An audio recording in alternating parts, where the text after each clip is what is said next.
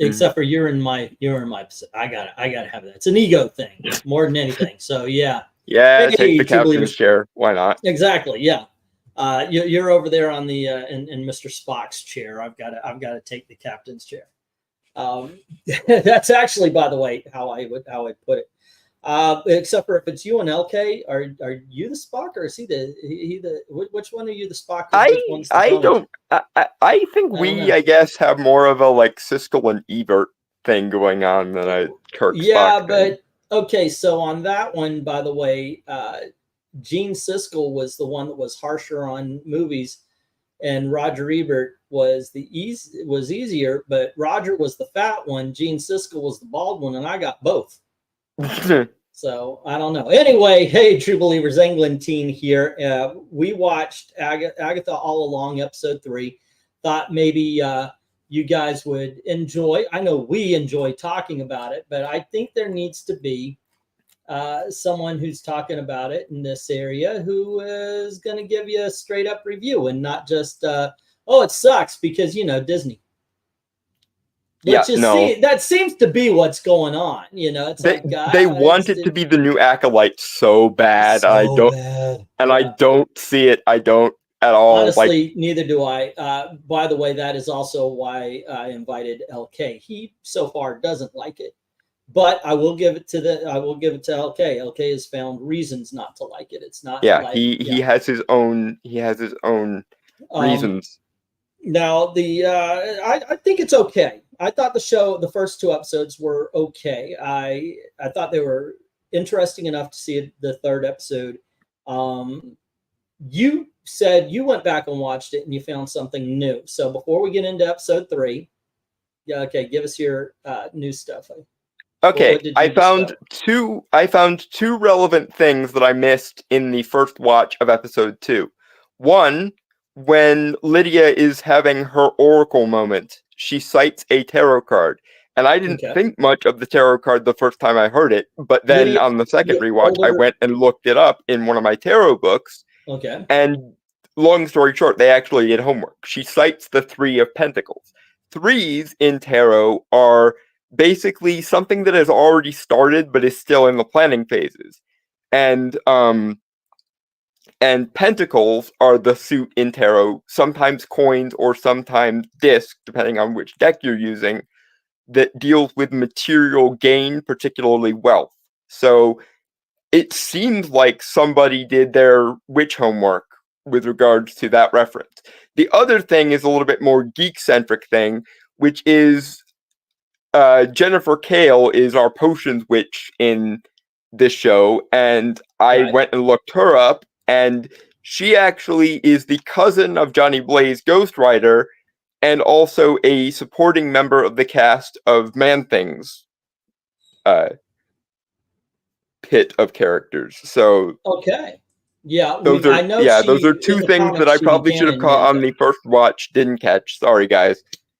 Well, I have seen. Yeah, like I said, I know in the comic book she started in Man-Thing. That was one of the points of contention with LK, is that they race swapped her and they changed her character. Like the character she's playing or that is being written in the show is not like the character in the comic. So if you're going to swap everything, why even bother having it be the character? Why not? Right. You know, then again, they might be trying to set up a Ghost Rider thing for later or whatever, because Blade is still in the schedule somewhere.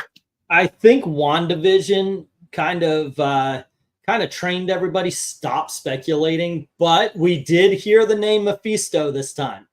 We did. It's in there. It's really not as important as everybody wants it to be, but it's in there. Yeah, it's really just one line. You know, she could raise Mephisto himself here, something like that was said. And I thought, oh, okay, now you're going to get everybody talking. Yeah, because you said the M word that for some reason everybody hyperfixates on. Are we finally going to get Mephisto? You promised us last time. Are we?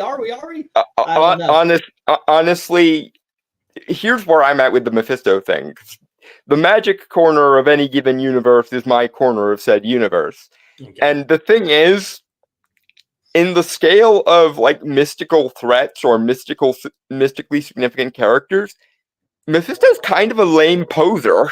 Like he's Well, a then C or D he's not tier being list written. Doctor Strange villain. So Yeah, he's not like being written I don't right. understand why people hyperfixate on Mephisto so fucking badly here. If he's a poser, he's not being written right. Because if he's supposed to be the Lord of Hell, he should be infinitely powerful.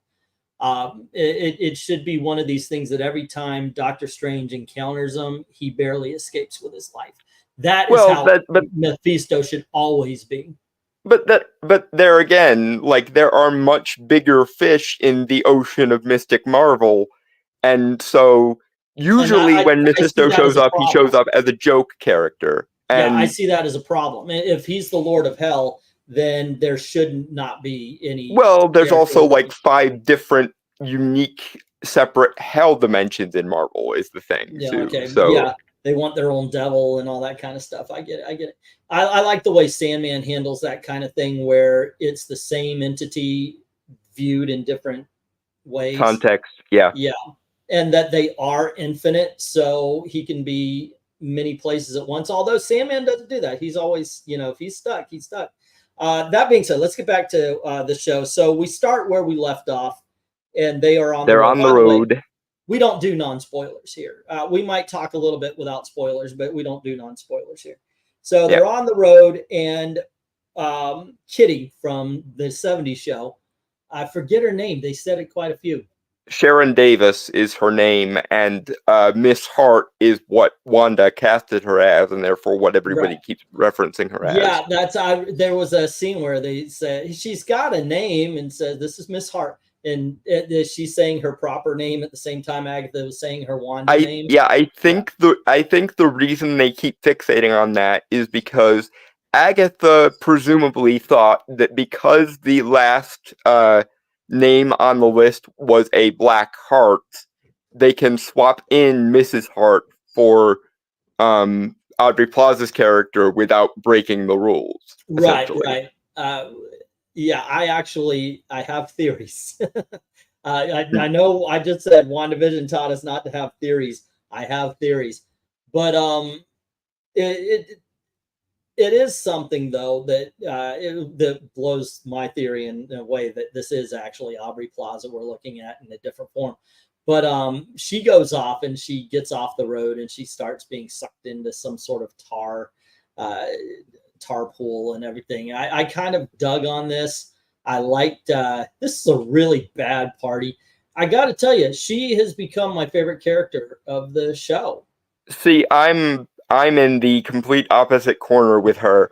I like the actress fine, but her voice grades on me significantly. It's a little bit high pitched, but that's her. That's that's what she does. And I know she can't help it any more than Fran Drescher can help the way her voice is grading and everything. But at the same time, she's also the most like normal character, and we already have we already have Nameless Teen to be kind of the new kid on the block. So so I don't see why we need 2 POV characters.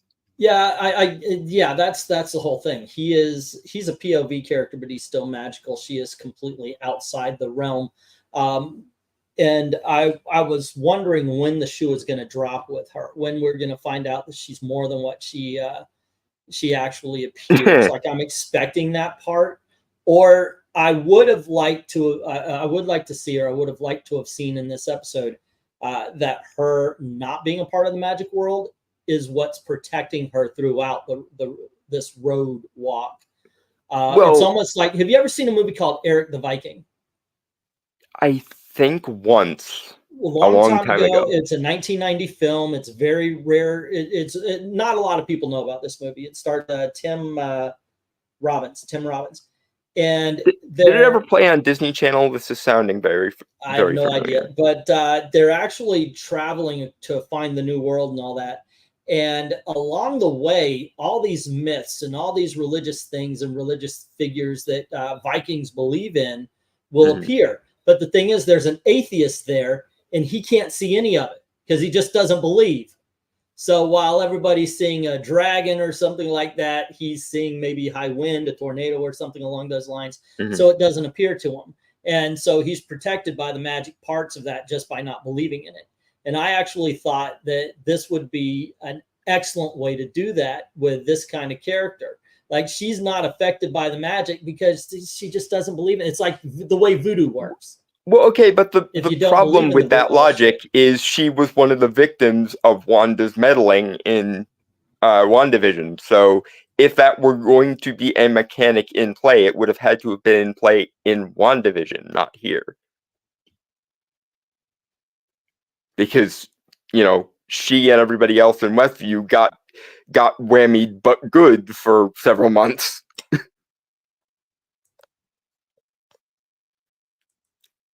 And I think Eglantine has paused. This may in fact be the technical difficulties portion of this.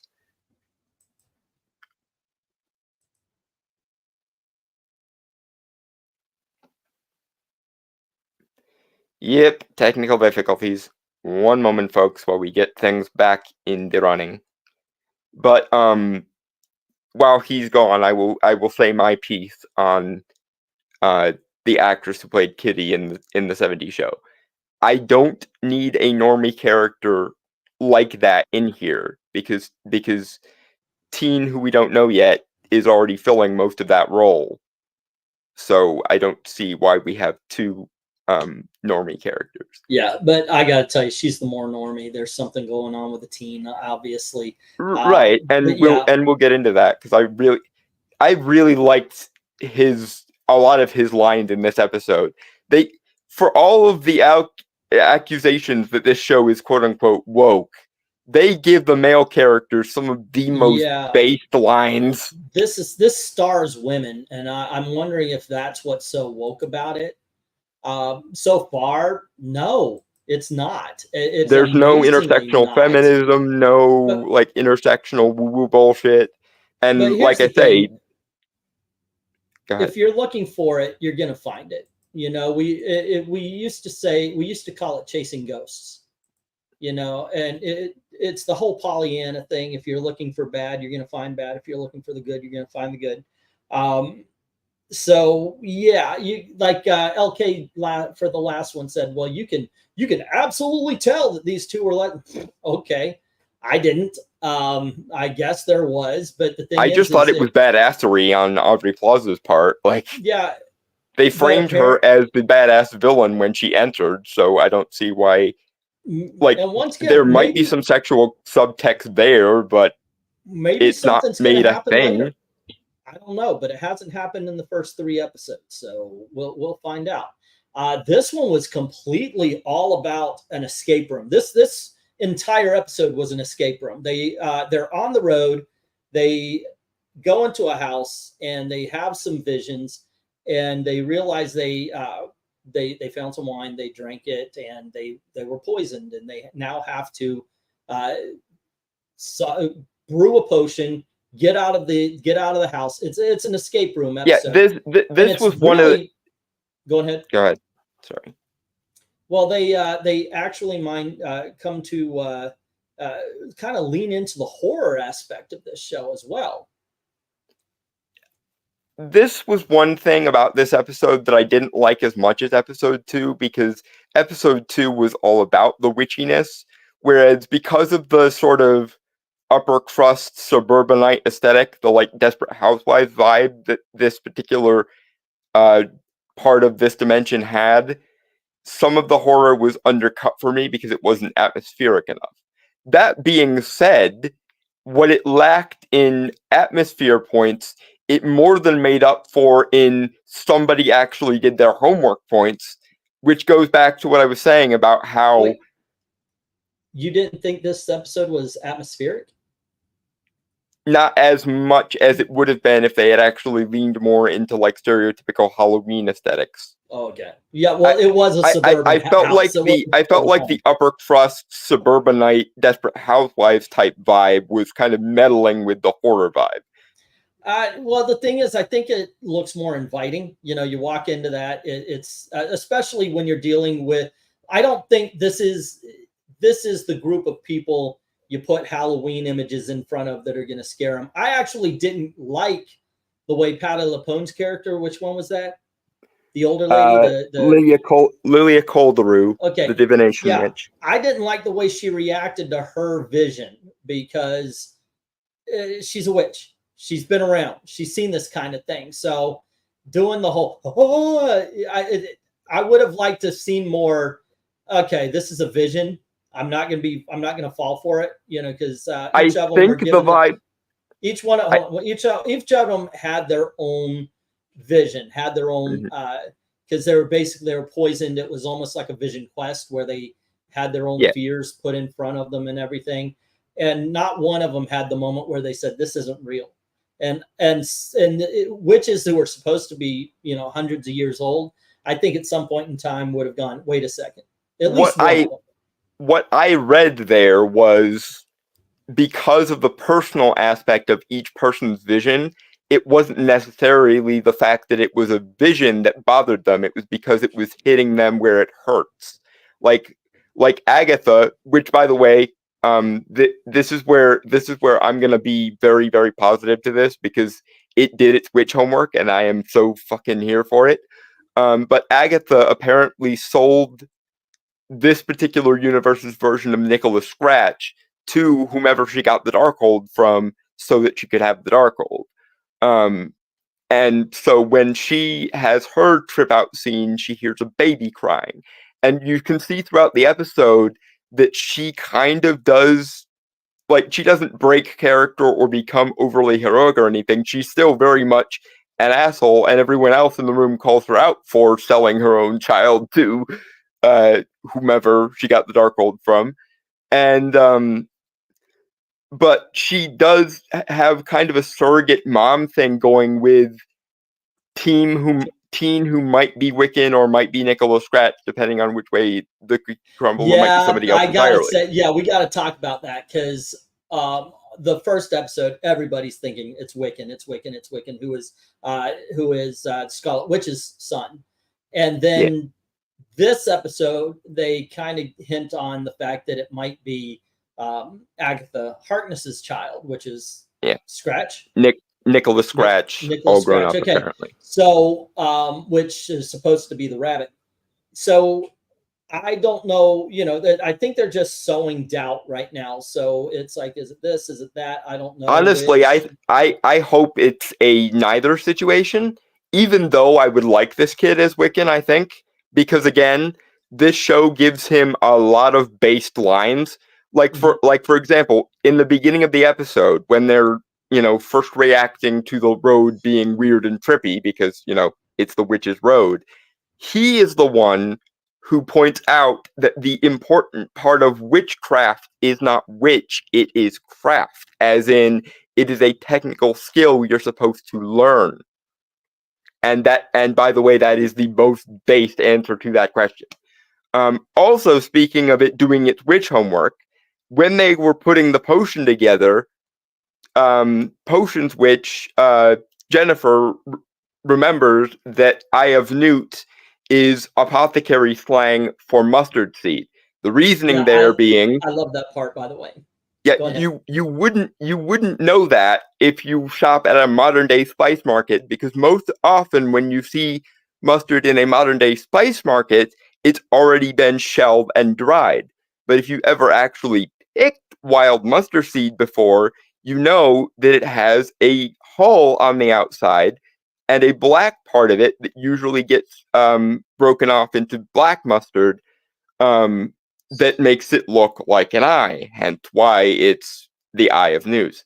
That just makes me think that there's some amateurs out there who believe that they need Eye of Newt for a potion, so they're catching all the lizards. Yeah, no, but that kind of like cunning folk apothecary slang type stuff is very much a thing historically, and probably the most like normie available example would be the stone called cat's eye, is usually what was referred to by the eye of a cat in old grimoires.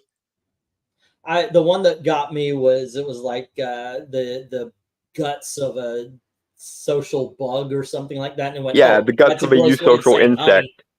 Yeah, and he says Because that's it's because for just those honey. that don't know, when you eat honey, you're basically eating bee backwash. Right. Which, you know what, that is beautiful, beautiful, delicious bee backwash. I don't care. No, it is, but Yeah. let it not be forgotten that when you are eating honey, you are eating bee backwash. Yeah. So they go through this whole house. They have to basically escape this room, and that's what ends up happening. And once again, I like the characters. I like their interaction. They didn't really delve on like what the Salem 7, which was chasing them last episode. It was just, we're on the road now, let's go. Nobody's trusting Agatha, and I love the fact you mentioned it before, that she is not a hero in this. She may be the protagonist, but she is not the hero. And everyone calls her out for being an untrustworthy asshole, right. And Jennifer specifically calls her out and tells Based Kid about the fact that she sold her son to whichever demon gave her the dark way gold. it should be. She should not be treated as some sort of hero, and she's not. And she can have good qualities about her, and she always kind of did, even in WandaVision. But overall, I got to tell you, this show, this episode was better than the last two. So I'm in. Let's see how far. Do you know how many episodes it's supposed to be? There are 9 total, so 6 more. Good. I appreciate that. I hated the fact that they started dropping numbers to 6. It's like, that's not, if that's going to be the case, that's not enough for a show. movies. Frankly, even like, I'm the kind of guy who remembers when TV shows used to be at least at a minimum 13 episodes, and I would like to go back to that, but at least, okay, first of all, this TV used to be 24 episodes a season, and before me in the 60s, you would get 72 episodes a season. Yeah. And honestly, I'd like to go back to long form storytelling, but you have a show like, say, Batman, which has 3 seasons, but 130 some odd episodes. Yeah. Same with the Monkeys. You know, I'm a big Monkeys fan. It's like that.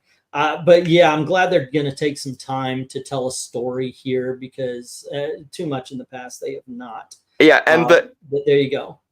Yeah, and the upshot, because in case we didn't explain it well enough, essentially the road tests your knowledge of witchcraft as the craft part, as Based Kid reminds them, because they're all worried because, well, we're all in some way magically neutered. How in the fuck are we supposed to do this?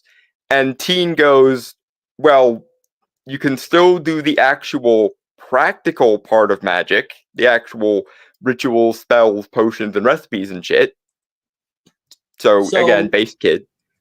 Here you go. What did you think? How are you still in? I am so vibing on this, and I hope this is just a taste of what's to come, and that we get like progressively more like witchy as the show goes on, please. Yeah, so long as which this episode did have a lot of good horror aspects in it, but I would like to like double and triple and quadruple down for the love of all that is holy. Alrighty. All right. I know that. So there you go. Still a decent show. It's getting better, because we haven't heard from LK. I sent him an invite. He couldn't make it. That's fine. He's usually the downside when we're doing these. So he's the Simon Cowell of our trio here. Yeah. So I don't know what he would have found negative if he continued to watch it. He might not be here because he didn't. Let me see if he said that he was willing to, for the sake of reviewing it, though. So that would be odd. He just sent a message right now. I said, yeah, we're on. So but yeah, I would like to hear from him. I'd like to hear if he had anything to say. Or yeah, by all means, if you have a different opinion from us, you know, by all means, have said different opinion. Elucidate your workings a little bit, please. I did block somebody because they seemed like they were a troll, and I'm not. I have no patience for trolls anymore. Yeah, I saw one comment on last week's video that was like, "Yikes, these two," and I literally just commented and asked, "What the fuck does that mean?" I don't know. And This one no was response. saying you look handsome, and then asked me if I liked strong women. I'm like, okay, you're a troll. Bye. I think some people are getting mad. It's like cartoons and comics. He's been around a while. I'm not going to say anything, but he's been saying the same thing over and over. It's just that, yeah, I'm sorry we're not. I'm sorry we're free thinking on this one, and we're giving our opinions rather than the opinions of those with more subscribers. Yeah, and I'm sorry, but this is exactly dead center the heart of my wheelhouse, and they're doing a half decent job with it. So if as long as they're willing to do some of the legwork to get me on board, I will stay on board. And they appear to be willing to. The problem with these is I don't really have energy to do something that really sucks. I'm not going to watch Acolyte. I watched the first episode. It sucked. Why am I going to watch the rest of it? And that was the best episode of the bunch, too. I've got far too many years behind me and far too few in front of me to commit. I know that it'll get me views, and maybe I should watch shit like that just to get the views, but god damn, I don't want to. I truly just don't want to fucking do it. I'll watch. It burns a lot of energy that we don't have. Yeah, I'll watch the Penguin. I'll talk about that, and I'll watch this because I'm enjoying it. And maybe you're right. Maybe I should, or maybe the Black Pills are right. We should be doing shit that sucks all the time. Or maybe I should lie to you, which I think a lot of them are, and tell you it sucks because that's what sells tickets. Yeah, I saw a random British dude whose name I don't remember. He has something to say about it, and he can, he usually can back up why he doesn't. Yeah, if he doesn't like it, then he's free not to like it. But I expect that he has reasons not to. Cartoons and Comics said in 3, and this would be about 10 now comments if you add on the rest of them, that they're middle-aged women. Dude, I'm fucking middle-aged. Okay, frankly, they look good. So yeah, I'm sorry if you can't see the appeal of people like Patti LuPone, Broadway actress extraordinaire, or Catherine Hahn, who was the single reason to watch WandaVision as Agatha Harkness, or the dark sex appeal that was Aubrey Plaza. I'm sorry, I'm gay and I can see why she's hot. So I don't know what to tell you here.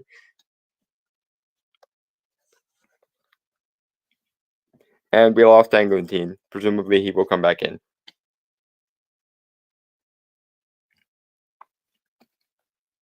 But yeah, my main reasons for liking this show are, 1, it scratches my Marvel Mystic itch, which is nice. And 2, there have been a couple of times where it's actually given me homework on the practitioner side of things, and that is very appreciated. It's like pulling teeth to get somebody to research magic for fantasy shows now, and it shouldn't be. So I'm liking that it's hitting me from both fronts, basically. It's hitting me from the geek side and from the practitioner side, which is awesome.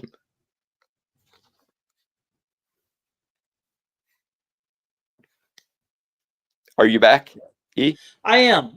Nothing kills a rant like getting kicked off your own channel. Yeah, sorry. I just kind of kept going when you dropped because I figured you wouldn't want dead air. That's showbiz. You did right. And hey, I am A-okay with it. That being said, we're still in on this, so we recommend it. I'm not going to follow somebody else's edict when it comes to my reviews. I'm going to tell you my opinion, not theirs. And if it gets bad, by all means, we'll rant at it when it gets bad. But it doesn't get there. It hasn't gotten there yet, so we're not going to shit on it. All right. That being said, thank you very much for hanging out with us, all 3 of you. It's a small crowd for Agatha, dude. Don't forget to do all the clicking, the liking, sharing, and all that kind of stuff. If you don't mind helping out the channel, go on to Ko-Fi, drop $1 in the till. Thank everybody who's already done that. To everyone, all the true believers, thank you very, very much for watching. You kids have fun. Cheers, guys. Yeah.